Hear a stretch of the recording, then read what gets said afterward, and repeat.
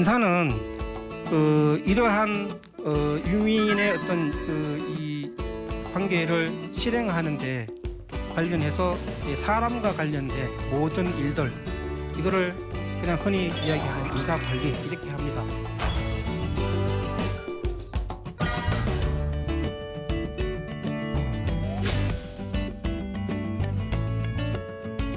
그 사람이 어떻게 하느냐에 따라서 기업의 흥망성쇠가 달렸기 때문에 사람 관리, 인사 관리 이런 부분들은 다른 어느 무엇보다도 중요하게 다루어져야 된다 이렇게 생각을 합니다.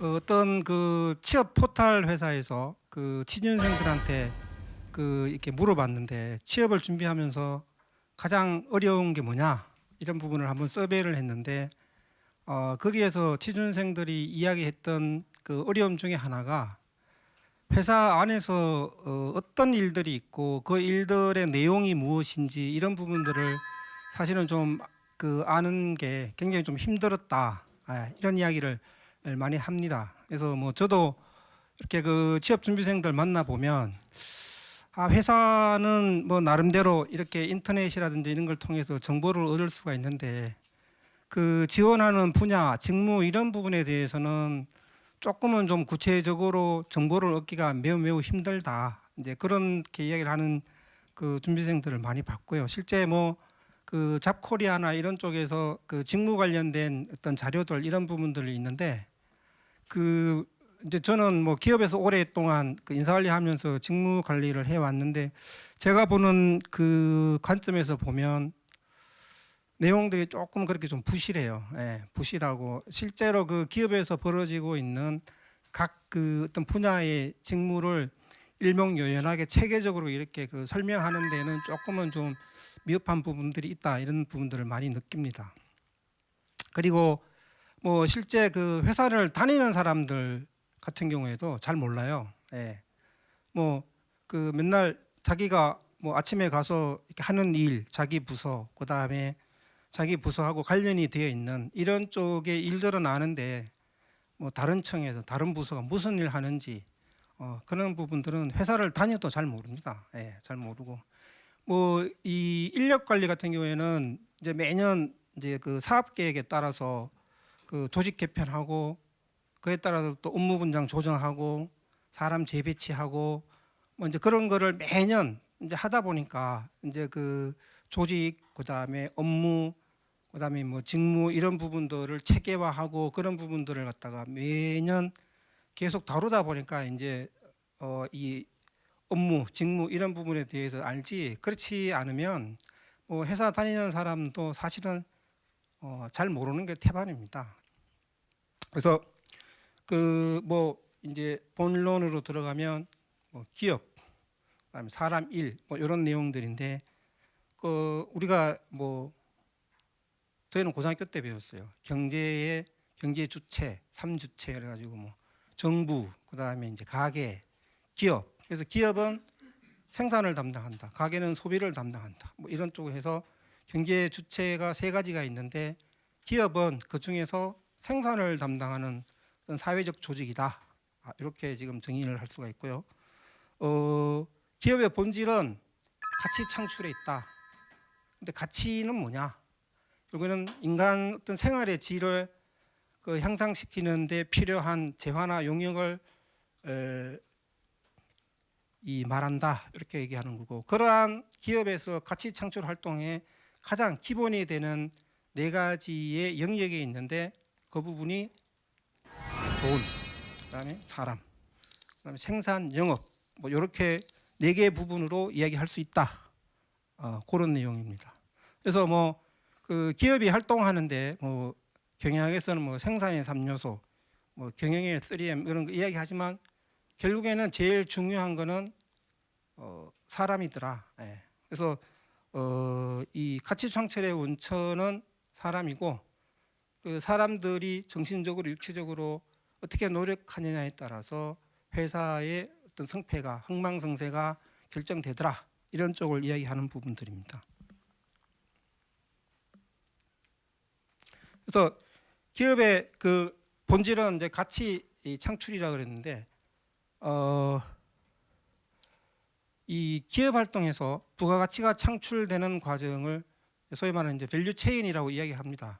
아마 여러분들도 좀 들어보셨을 텐데, 그래서 이런 밸류 체인에는 크게 이제 두 가지로 나눠집니다. 하나는 어떤 그 가치를 실제로 창출하는 어떤 프로세스인 주 활동과 그러한 주 활동을 지원하는 보조 활동, 이렇게 이제 두 가지로 나눠지는데, 보통 우리가 이제 주 활동 같은 경우에는 보면은 어떤 상품을 만들었을 때 제일 처음에 이제 하는 게 연구하죠. 연구하고 해가지고 이런 기능, 이런 그 디자인 뭐 이렇게 해서 연구합니다. 그래서 어느 정도 그 프로토타입이 만들어지면 주변에 한번 반응을 보죠. 반응을 봐서 아 이거는 괜찮겠다 싶으면 이제 생산에 들어가죠. 그래서 생산에 들어가기에 앞서서 필요한 원재료를 구매를 하고 생산을 하고 그 다음에 영업을 통해서 판매를 합니다. 그 다음에 사후 관리하죠. 그래서 이러한 어떤 가치 창출을 직접적으로 하는 활동, 이런 부분들을 그 주 활동이라 그러고, 이러한 주 활동을 후방에서 지원하는 그러한 지원 기능이 기획, 인력, 회계 자금, 리갈 이런 쪽이 있습니다. 그래서 여기에서 인력 관리는 후방에 있는 지원 조직이지만 인력 관리가 중요한 것은 결국에는 이런 주 활동이나 보조 활동을 하는 주체가 사람이고 그 사람과 관련되는 일을 하기 때문에 저는 인력 관리가 제일 중요하다. 제가 인력 관리 출신이어서 그런 게 아니라 실제로 제일 중요하다. 저는 계속 그렇게 이제 부르짖고 있습니다.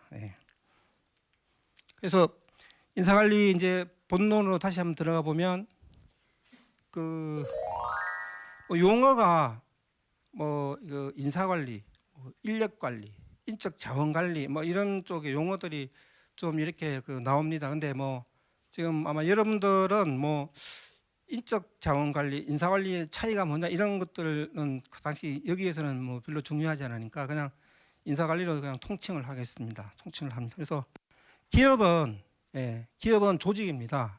조직은 공통의 목표가 있고요. 공통의 목표가 있고 그 목표를 달성하기 위해서 해야 되는 일들이 있습니다. 일들이 있고 그다음에 그 일을 하는 사람들이 있습니다. 그래서 보통 보면 기업이 지속적으로 이제 성장 발전하기 위해서는 그 일을 하는 어떤 그 구성원 개개인들이 자기한테 주어진 어떤 역할을 잘 해서 회사의 어떤 가치 창출, 경영 목표 달성에 기여를 해야 됩니다.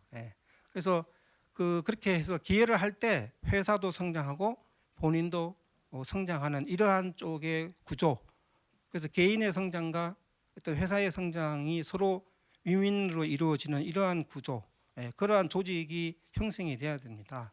그래서 인사는 이러한 윈윈의 어떤 이 관계를 실행하는데 관련해서 이제 사람과 관련된 모든 일들 이거를 그냥 흔히 이야기하는 인사 관리 이렇게 합니다. 그래서 보통 회사에서 보면 그러한 일들은 이 경영 철학이라든지 아니면 인사 시스템 이런 쪽에 많이 이제 반영이 돼서 나타납니다. 그다음에 인사 관리의 중요성에서 인사가 만사다 이런 부분들은 아마 여러분들도 많이 느끼셨을 겁니다. 매주 토요일 날 강화문에서 하는 그런 부분을 어떻게 보면 사람을 잘못한 거죠. 잘못 쓴 겁니다. 그다음에 옛날에 좋았던 회사들 그룹들이 많이 사라져 가는데 그 내용을 보면 전략의 실패다, 전략의 부재다, 이런 이야기 하지만 원천은 사람입니다. 사람을 잘 못 써서 그렇습니다. 그래서 어떤 기업을 경영하는데 기술이나 제품 이런 부분들도 중요하지만 결국은 어떤 경영의 주체는 사람이고 그 사람이 어떻게 하느냐에 따라서 기업의 흥망성쇠가 달렸기 때문에 예, 사람 관리, 인사 관리 이런 부분들은 다른 어느 무엇보다도 중요하게 다루어져야 된다. 이렇게 생각을 합니다. 인사 관리의 역할인데요. 이 HR계의 구루, 소위 말하는 레전드입니다. 이 데이브 얼리치라는 이 미시간대 교수가 HR 챔피언이라는 책에서 HR의 역할을 4가지로 봤습니다. 그래서 가장 첫 번째가 행정 전문가. 그래서 인사 고유 서비스의 가치 극대화. 그래서 인사 고유의 펑션들이 있습니다. 채용하고 교육하고 승진, 평가, 뭐 보상 이런 쪽, 이런 부분에 있어서 인사 사람들은 엑스퍼트로서의 역할을 해야 된다. 그래서 가장 이 효율적인 HR 시스템 제도를 만들어서 HR 고유의 펑션을 잘 수행해야 된다. 이런 쪽에 어떤 이 HR 전문가로서의 역할을 이야기했고요. 두 번째로 얘기한 거는 구성원 옹호자입니다. 예. 이 부분은 조직 구성원을 좀 보살피라는 이야기입니다. 예. 그래서 좀 필요하면 역량도 개발시켜주고, 그다음에 고충이 있으면 좀 덜어주기도 하고, 그다음에 의욕이 떨어지면 좀 이렇게 의욕 관리도 좀 해주고, 맨날 이 탑의 대변자로서 매 이렇게 막 하지 말고 구성원 편에 서서 구성원들의 의견들을 탑한테 좀 이렇게 전달도 하고, 그래서 탑과 어떤 구성원 사이에서 가교의 역할을 좀 잘 해야 회사가 좀 무난하게 잘 돌아간다. 이런 쪽의 역할이 필요하다. 그게 이제 구성원 옹호자고요. 그다음에 조금은 이제 전략적인 개념으로 들어가면 변화 주도자입니다. 외부의 경영 환경이 굉장히 빠르게 변하는데 내부에서 변화는 싫죠. 누구나 다 변화는 싫어합니다. 왜? 변화를 하려면 익숙한 것에서 결별을 해야 되고 고충이 따르기 때문에. 그래서 사람들은 변화를 싫어합니다. 그런데 밖은 빠르게 변하는데 내부에서 그런 변화에 유연하게 대응을 하지 못하고 처지게 되면 조직은 점점 더 힘들어지게 되죠. 그래서 HR의 역할은 조직 내에서 변화를 선도하고 촉진하는 그런 쪽의 역할을 해야 된다. 그래서 다양한 어떤 조직 개발 프로그램 이런 걸 통해서 건강한 조직 문화도 구축하고 항상 변화에 유연하게 대응하는 이런 쪽의 문화를 구축하는 데 역할을 해야 된다. 그런 부분들이 이 변화 주도자 역할이고요. 마지막으로 전략적 파트너입니다. 그래서 모든 HR의 시작을 어떤 사업의 성공에 두고 현업에 있는 리더들과 함께 전략도 수립하고 어떤 그들이 사업을 성공적으로 수행할 수 있도록 지원하는 이런 쪽의 전략적 기능을 해야 된다. 이런 쪽의 내용들입니다. 그래서 대부분의 기업들이 이 부분을 합니다. 이 부분, 채용하고 승진하고 이런 부분들을 하는데 이런 어떤 전략적인 기능, 그다음에 변화 주도자 기능 이런 부분들은 회사마다 좀 상당히 편차가 큰 것 같습니다. 예. 다음은 앞에 나온 어떤 비즈니스의 전략적 파트너로서 역할을 해야 된다 이런 관점하고 맞물려서 전략적 HR이라는 이야기가 많이 나옵니다. 예. 근데 이제 그 부분을 그냥 간단하게 한번 살펴보면 전사 어떤 사업 레벨의 어떤 비전이라든지 사업 전략 이런 부분들이 어떤 외부 환경 변화나 내부의 어떤 영향에 따라서 항상 변합니다. 그러면 어떤 그런 변화에 맞추어서 HR의 목표나 전략도 항상 어코딩리 롤오버가 돼야 된다는 이야기입니다. 예, 그래서 사업 계획의 변화에 맞추어서 HR의 전략도 변화해야 되고 HR의 전략이 변하면 하부에 있는 다양한 HR 시스템 이런 부분들도 그 전략에 맞게끔 다시 필요한 부분을 보완해서 개선해야 된다. 그런 내용들입니다. 그래서 결론적으로 얘기하면 HR 전략을 사업 전략에 맞추고 HR 시스템은 그러한 HR 전략에 맞게끔 항상 변화를 추구해야 된다. 그런 관점에서 HR의 기본을 어떤 사업 수행에 이 초점을 두고 HR을 갖다 운영을 해야 된다. 이런 내용이 담겨 있는 게 이 전략적 HR의 어떤 기본적인 내용입니다. 자, 그러면 이제 본격적으로 인사관리 각 기능에 대해서 한번 이제 알아보도록 하겠습니다. 예. 그래서 뭐 여기 나와 있는 대로 인사관리는 어떤 조직의 목표를 달성하기 위해서 인적 자원을 확보하고 개발하고 보상하고 유지를 여러 환경적 조건과 관련해서 계획, 조직, 지휘, 통제하는 관리 체계다. 여기 인사관리다. 이런 부분입니다. 여기서 가장 뭐 확보, 개발, 보상, 유지 이런 부분들은 기본적인 펑션에 나오는 거죠. 그렇지만 중요한 거는 환경적 조건과 관련해서 이 부분은 외부 또는 내부 사업의 어떤 그런 변화에 따라서 항상 HR 시스템이 같이 움직여야 된다는 그런 쪽의 내용들입니다. 그다음에 인사관리는 크게 두 가지 영역에서 접근을 합니다. 하나는 일적인 측면, 하나는 사람적인 측면에서 접근을 하는데 먼저 그 일적인 측면에서 보면 어떤 경영 목표를 달성하기 위해서 해야 할 일을 관리하는 게 직무관리입니다. 예, 직무관리고 그 다음에 이러한 직무를 어떻게 효율적으로 효과적으로 조직화해서 수행하게 할 거냐를 고민하는 게 이 조직관리입니다. 예. 그래서 일에서 출발되는 게 직무관리고 이 직무를 어떻게 범주화해서 효율적으로 효과적으로 수행하게 하느냐 그 부분이 이제 조직관리고 그 다음에 이러한 일을 하는데 어떠한 역량을 가진 사람이 얼마나 필요하냐 그런 부분을 관리하는 게 역량관리와 정원관리입니다.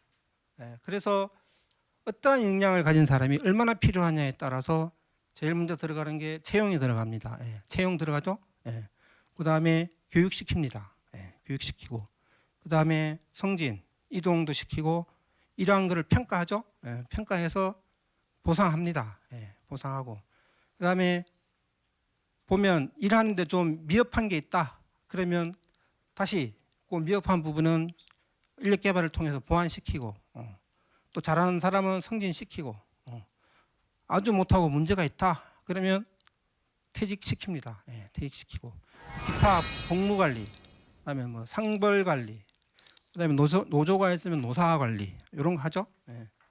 그다음에 이 전체를 아우르는 그런 쪽의 기업 문화관리 이런 부분들이 인사관리의 주요 기능들입니다. 네.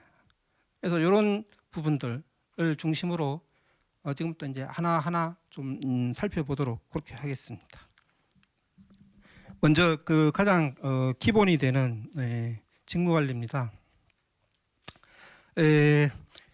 또 경영이라는 게 우리가 뭐 흔히 경영 얘기하는데 보통 경영이라는 게 어떤 기업의 목표, 어떤 이제 뭐 우리는 이제 어떤 장기적 관점으로 보면 미션이라고 많이 하죠.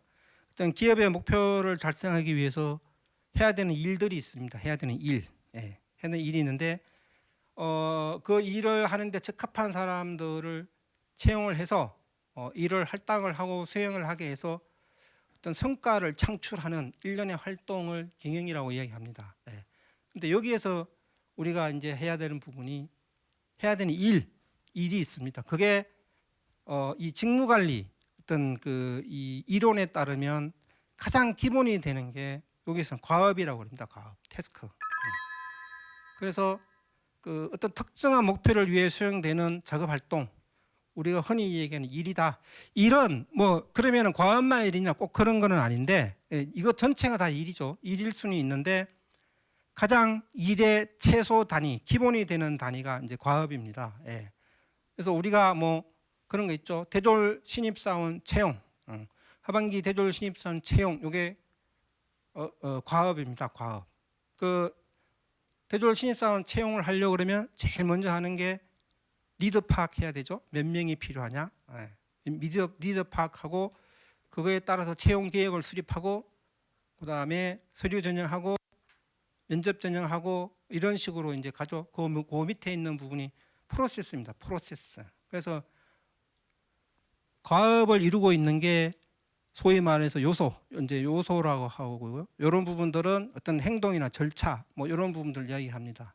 그래서 그 과업이 가장 이제 기본이 되는 부분들이고, 그다음에 보면 뭐 예를 들면 HRM이다 했을 때 채용, 승진, 이동, 평가, 보상 이런 어떤 일들이 있죠. 근데 이제 채용의 경우에 보면 뭐 대졸 신입사원 공채가 있고 경력사원 채용도 있고 계약직 채용도 있고 뭐 여러 가지가 있습니다. 그래서 우리가 이야기하는 과업은 요 하나하나 이런 부분들을 이제 과업이라고 이야기하는데 그 보통 조직이 이제 어느 정도 크기에 따라서 달라지는데 채용, 성진 뭐 요게 묶어서 한 사람 정도의 그 분량이다. 한 사람 몫이다. 그러면 요 같은 경우에는 뭐 예를 들면 HRM은 HRM이라는 직무의 세 가지 포지션이 정해집니다. 세 가지 그 직위 포지션이 정해지고 그 안에서 뭐 과업과 절차 이런 구분이 되는 이런 부분들입니다. 그래서 뭐 그 직무, 과업 이런 부분에 대해서 개념 정도만 좀 알아놓으시면 될 것 같고요. 우리가 이제 직군은 여러분들이 좀 보셨을 겁니다. 뭐 사무직이냐, 생산직이냐, 영업직이냐. 그래서 채용 같은 거 할 때 보면 영업직, 그다음에 뭐 사무직 이렇게 하는 데도 있고 어떤 데는 뭐 경영 지원직 뭐 이렇게 하는 데도 있고. 근데 그런 것들은 어떤 유사한 직무들의 집단 그런 걸로 이제 이해를 하시면 됩니다. 그래서 일의 구분, 이 가업, 직무, 직군 이런 개념 정도만 어느 정도 알아두시면 될 것 같고요. 직무 관리는 그 아까 이야기했죠. 이런 과업의 내용, 일의 내용이 뭐냐. 그 다음에 그 일을 하는데 필요한 역량이 무엇이냐 이런 게 있고요. 그 다음에 그 일을 누가 어떻게 어느 선에서 책임지고 하게 할 거냐, 책임과 권한의 범위 설정하는 것, 이러한 일들을 하는 게 직무 관리입니다. 예. 그래서 이러한 직무 관리를 그 하는데 주기적으로 직무 분석을 합니다. 예. 직무 분석을 합니다. 그래서 그 직무 분석은 뭐 주로 어떤 일의 내용, 방법, 그다음에 절차, 그다음에 그 일을 수행하는 데 필요하는 역량 이런 부분들을 조사를 해서 그 체계화합니다. 직무 분류를 이제 체계화하는데 그런 직무 분류를 체계화하는데 이 부분을 회사의 어떤 공식적인 직무로 설정을 할 거냐 안 할 거냐를 가지고 판단하는 게 뭐 예를 들면 중요성, 이거 목표 달성하는데 꼭 필요한 해야 되는 업무냐, 그래서 별로 필요하지 않다 그러면 직무로 설정을 안 하는 그런 부분이고요. 그다음에 지속성, 일정 기간 계속 해야 되는 업무냐 아니면 한시적인 업무냐 그거에 따라 그런 부분들이 판단이 돼야 되고요. 그다음에 어떤 개개인의 역량 활용도, 그다음에 책임과 어떤 권한의 범위가 적정하냐, 그다음에 경력 개발의 경로 이런 거를 고려해서 이 부분을 직무를 갖다가 이렇게 그 설계하는 이런 쪽의 기준이 됩니다. 그래서 뭐 회사에서 보면 그 직무를 설계할 때 소위 말해서 이제 디멘전이라는 게 있습니다. 그래서 대분류, 중분류, 소분류 해서 프로세스 이렇게 가는데 그 부분을 어떻게 체계를 잡느냐에 따라서 그 이 각 조직 간의 그 이 책임과 권한의 범위, 그다음에 역량의 활용도 이런 부분에서 많은 차이가 나기 때문에 그런 쪽에서 상당히 좀 신중하게 해야 되는 그런 쪽의 일들이 있습니다. 그리고 이러한 직무 분석을 통해서 나온 결과가 그 이 업무의 인력 관리, 조직 관리에 제대로 활용이 돼야 됩니다. 그래서 그 직무 분석을 통해서 뭐 역량이라든지 아니면 역량 체계, 그다음에 그 필요한 인력의 수 이런 부분들이 나오는데 그런 부분들이 그 직무 분석을 통해서 체계적으로 나온 결과들이 아니고 그냥 뭐 일반적인 주먹구식 내용으로 이제 들어가게 되면 이 인사 제도는 상당히 이제 그 이 어렵게 됩니다. 지금 요거는 이제 샘플인데요. 보통 아까 이야기한 HRM 직무의 어떤 그 개괄적인 표를 이제 보여주는 겁니다. 그래서 보면은 지금 HRM 직무에 한 세 명이 일을 나눠서 하고 있습니다. 그래서 여기 뭐 이 평가 보상 상벌이 한 사람이 담당하고 있고 복무, 승진, 이동, 채용, 퇴직을 한 사람이 담당하고 있고 인사기획, 그다음에 조직 직무 이렇게 세 사람이서 나눠서 하고 있는데 내용을 보면 주요 업무가 있고 중요도, 난이도, 그다음에 비중, 책임 수준 이런 부분들이 설정이 되어 있습니다. 그래서 대부분의 회사들이 그 부서별로 이런 쪽에 그 이 표를 가지고 운영을 하고 있습니다. 예. 그래서 여기에서 그 이 뭐 급여 수준 조정 업무 이런 부분에 그 예를 보면 예, 샘플입니다. 그래서 그 기초 자료 수집해서 뭐 정부의 임금 정책, 경영 노동단체 임금 인상 자료, 생계비 자료, 비교 임금 자료, 생산성 자료, 탑의 의견 구성 의견들을 전체적으로 수집해서 검토안을 작성합니다. 그래서 그 임금 수준 관리의 방향을 설정하고 그에 따른 전체 인상률을 결정하고 그다음에 인상률에서 고정급과 성과급 비율을 어떻게 가져갈 건지 그다음에 고정급에서 각 직위별로 인상률을 얼마나 가져갈 건지 예. 그다음에 예산 대비해서 몇 프로 올렸을 때 어느 정도의 이 금액이 소요가 되는지 이런 부분들을 종합적으로 해서 검토안을 작성한 후에 보고하죠. CEO 보고합니다. CEO가 뭐라고 얘기해 주죠. 또 한편으로는 그러니까 직원들 대표, 노조가 있으면 노조하고 해야 되고 노조가 없으면 직원들 대표하고 우리 이렇게 가고자 하는데 의견이 뭐냐 이제 이런 거 하죠. 그래서 이런 것들을 다 도합해서 최종적으로 안을 만들어서 CEO의 결재를 덕합니다. 그리고 나서 직원들 설명에 들어가죠. 예, 이번에는 이렇고 저렇고 해서 급여가 이렇게 올라가고 이렇게 합니다. 그래서 설명에 쭉 가고 개인별로 연봉 인상 그거를 갖다가 통보를 쭉 해줍니다. 예. 그다음에 그 직무 분석 통해서 또 나오는 하나의 그 결과물 중에 중요한 게 이 직무 수행 요건입니다. 그래서 여기 보면 학력 나오죠. 그다음에 전공, 그다음에 일을 능숙하게 수행하게 하는데 필요한 기간, 자격증, 뭐 그다음에 교육 이런 부분들이 나옵니다. 그래서 이러한 내용들이 쭉 나옵니다. 그래서 여기 보시면 학력, 전공 이런 거는 뭐요? 채용할 때 이런 부분들 바로 쓰죠. 예. 그다음에 교육 같은 경우에는 인력 개발 쪽에서 교육 훈련을 할 때 여기 나온 결과물을 그대로 활용을 합니다. 예. 그다음에 이제 뭐 이동 관리 이런 거 했을 때 얘가 이 업무를 할 수 있는 그런 쪽에 기본적인 역량을 갖추고 있느냐 이런 거 판단할 때도 쓰고 그래서 이런 부분들이 제대로 나왔을 때 이런 걸 토대로 해서 어떤 인력 개발이라든지 채용이라든지 평가라든지 이런 부분들이 이루어집니다. 이게 없으면 채용하는데 어떤 사람 뽑아요? 그러면 그냥 뭐 대충 뽑죠. 뭐 이렇게 나오죠. 이런 건 상당히 좀 구체적으로 나옵니다. 그래서 NCS 같은 경우에는 뭐 이런 것들 하나하나가 상당히 좀 체계적으로 그 갖춰져야 되는 이런 쪽을 갖다가 대변을 하고 있습니다. 예. 그래서 요거는 뭐 하나의 샘플인데요. 직무기술서. 그래서 요즘 보면 뭐 대리급, 과장급, 뭐 팀장급 임원들 그 채용한다 그랬을 때 JD 좀 보내주세요 그런 이야기 많이 합니다. 예. 보면 요게 포지션이죠. 교육 혁신 담당이다 했을 때 미션이 뭐고 그 교육 파트의 그 롤앤 레스판시빌리티가 뭐고 이 사람이 해야 되는 업무가 뭐고 예. 학력 관련 학과 필요 경력 연령 뭐 전환 관문 뭐 지식 스킬 이런 것들이 나옵니다. 그래서 그 헤드헌터나 뭐 이런 쪽에서 이런 사람 찾습니다 하고 했을 때 짝 뿌리는 게 이런 내용들 뿌립니다. 그래서 자기가 봐서 이런 정도 내가 갖추고 있다 그러면은 어플라이 하고 여기에서 이런 쪽에서 내가 뭔가 자격이나 이런 쪽이 잘 안 돼 있다 그러면 어플라이 해봐야 소용이 없죠. 예. 그래서 이런 부분들이 많이 그 직무관리 통해서 나오는 결과물 중에서 활용이 되는 이런 쪽의 그 샘플이 되겠습니다.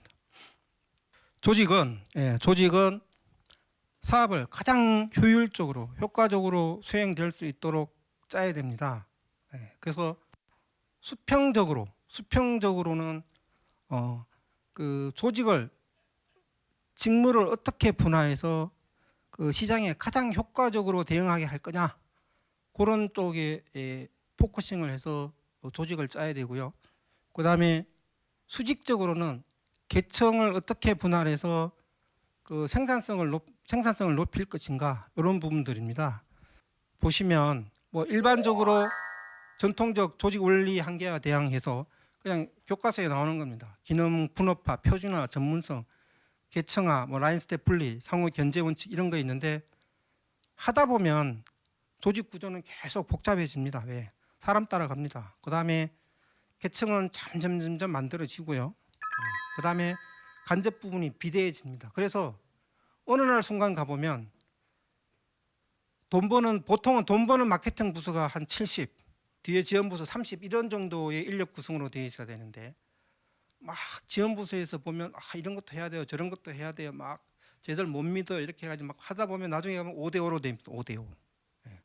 5대5. 그래서 또 뭐 하죠? 관리 부문을 또 축소해가지고 또 영업 현장으로 또 막 저장 배치 시킵니다. 그런 것들이 어떻게 보면 좀 순환적으로 이루어지는 그런 특성들을 좀 보이고 있습니다. 그런 부분들이 있고요. 그다음에 이제 특정 조직의 권력 집중화 이런 거 많습니다. 특정 조직의 권력 집중화, 기능보다 파워주의. 그렇죠? 그 뭐죠? 오너아들 있어요. 그런 뭐요? 아무도 타치 못합니다. 그 사람이 그 부서의 일이 아닌데도 그 사람이 막 이야기합니다. 그러면 막 들어야 되고요. 그런 부분도 있고. 그 다음에 아주 그 파워가 센 사람이 이 인사에 있다가 전략적으로 갑니다. 그러면 뭐요? 인사의 일이 설거머니 전략적으로 갑니다. 왜냐 그 뽀대가 나오고 이렇게 힘쓰는 일이거든요. 그러면 그 잘 안 놀라고 그럽니다. 그러면 막 사람 따라 일이 왔다 갔다 하는 그런 부분들도 많이 발생이 됩니다. 그래서 그 다음에 뭐 규칙 준수의 원칙인데 일부 예외가 있어야 되죠. 왜 환경이 빠르게 변하는데 그걸 다 그때그때 규정화를 못하기 때문에 이 예외의 원칙도 있어야 됩니다. 근데 이거는 규정이니까 안 돼 하고 지나치게 그것만 주장하면 그게 조직은 관료주의 조직이 되는 거고요. 그 다음에 그 규정은 90이고 예외가 10이어야 되는데 규정이 50이고 예외가 50이면 그 규정은 있어나 마나 하죠. 이제 그런 부분들은 우리 요즘 저거죠 드라마 보죠, 김과장. 그게 이준호인가요? 그 사람이 그러죠. 내가 하는 거에 대해서는 토달지 마 그러죠. 모든 거 다 예외로 하는 이런 부분들이 있습니다. 그런 거 있고, 그다음에 직무 명료화의 원칙. 일이 있을 때 보면 회사 내에서 그런 거 많습니다. 좀 뽀대가 나고 이러면 서로 가져가려고 그래요. 근데 귀찮고 별로 이거 힘만 들고 좀 이 뽀대 안 난다 그러면요 서로 안 하려고 네가 해라 이렇게 미루고 싸웁니다. 그런 부분들도 많습니다. 그런 것들도 있고. 그래서 뭐 이런 쪽에 일반적인 조직의 어떤 나타나는 폐해들 이런 부분들이 있는데 이제 이런 부분들은 어쨌든 인사관리하는 쪽에서 조직 관리를 할 때 이런 부분들의 정상들을 계속해서 워치했다가 이런 부분들이라면 조직 개편이나 이런 걸 통해서 계속 개선을 해 나가야 됩니다. 그런 부분. 그러니까 개선을 해 나갈 때 봐야 되는 게 어떤 개인 가치의 축해서 어떤 개인의 어떤 자율과 창의성, 그 다음에 팁의 독립성 이런 부분들을 봐야 되고요. 그 다음에 고객 가치 측면에서 봐야 되고, 그 다음에 학습 가치 세 가지 측면에서 조직 관리를 계속 들여다보면서 문제가 있는지 없는지 이런 부분들을 갖다가 봐야 되는 부분들입니다. 그래서 조직을 일반적으로 설계할 때 아까도 얘기했죠. 뭐 수평적으로 수직적으로 어떻게 가느냐. 교과서적으로는 외부 환경, 사업 규모, 업무의 특성, 성격, 통제 범위, 의사결정 속도를 통해서 가능한 한 수평적으로 수직적으로 분할이 적은 게 좋습니다. 좀 크게 묶어가는 게 좋습니다. 다만 운영을 통해서 어떤 의사결정의 퀄리티라든지 아니면 고객과의 민감하게 연결하는 이런 부분들은 운영을 통해서 이제 보완을 해야 되는 부분이고요. 잘게 쪼개놓은 것보다는 크게 쪼개놓는 게 일반적으로는 효과가 좋다 그런 부분이고, 그 다음에 환경이 급변하는 것에 따라서 여러 가지 목적으로 다양한 조직을 갖다 운영할 수 있어야 됩니다. 그래서 TF 팀이라든지, 그다음 매트릭스 조직이라든지, 네트워크 조직이라든지, 뭐 버추얼 조직이라든지 이런 부분들을 다양하게 활용할 수 있어야 된다. 뭐 요즘 보면 이제 신문에서 그런 부분들 많이 나죠. 소위 말하는 이제 이 TF 조직, 버추얼 조직 해가지고 뭐 AI 쪽에 외부의 전문가까지 어떤 조직 네트워크 조직으로 끌어 들여가지고 그 안에서 어떤 프로젝트를 추진하는 이러한 부분들도 많이 나옵니다. 그래서 실제 이런 부분들은 기업에서 굉장히 많이 활용되고 있는 임시 비상설 조직으로 이제 운영이 되고 있습니다. 조직 운영은 뭐 유연하고 신속하고 정확한 의사결정이 이루어지도록 해야 되고, 그다음에 직권화와 분권화가 조화롭게 이루어져야 됩니다. 그다음에 조직에서 현재 일반적인 기업에서 가장 많이 운영되는 게 이 팀제 조직입니다. 팀제 조직. 그래서 팀제 조직의 정의는 뭐 그 상호 보완적 기술, 소수의 전문가, 공동의 목표를 달성하기 위해서 사고 책임을 공유하고 문제 해결을 위해서 공동의 접근 방법을 쓴다. 그래서 목표의 명확화, 소수 인원, 상호 보완적 기술, 공동 책임 뭐 이런 쪽입니다. 그래서 보통 보면 뭐 이 전사 조직도 이런 쪽이죠. 경영 관리, 마케팅, 사업 지원, 생산, 연구 개발 이런 쪽이 있는데 팀제 같은 경우에는 보통 CEO, 부문장, 본부장, 팀장 해서 안에서 HRM, HRD 파트, 기업 문화 파트 해가지고 직무가 이렇게 나눠지고 팀은 이런 쪽으로 일반적인 조직 운영 형태는 이런 쪽으로 이제 많이 이루어지고 있습니다. 오늘 그 이 인사관리 직무 이해를 위해서 그 이 특강을 갖다 했는데 저 인사 출신인 저의 입장에서는 많은 분들이 인사 직무를 지원해서 앞으로 우리나라의 어떤 인사의 전문가로서 우리나라의 발전을 위해서 많이 좀 기여하는 그런 쪽에 인사 전문가가 나왔으면 좋겠습니다. 그래서 오늘 여기까지 경청해 주셔서 대단히 감사합니다. 네, 감사합니다.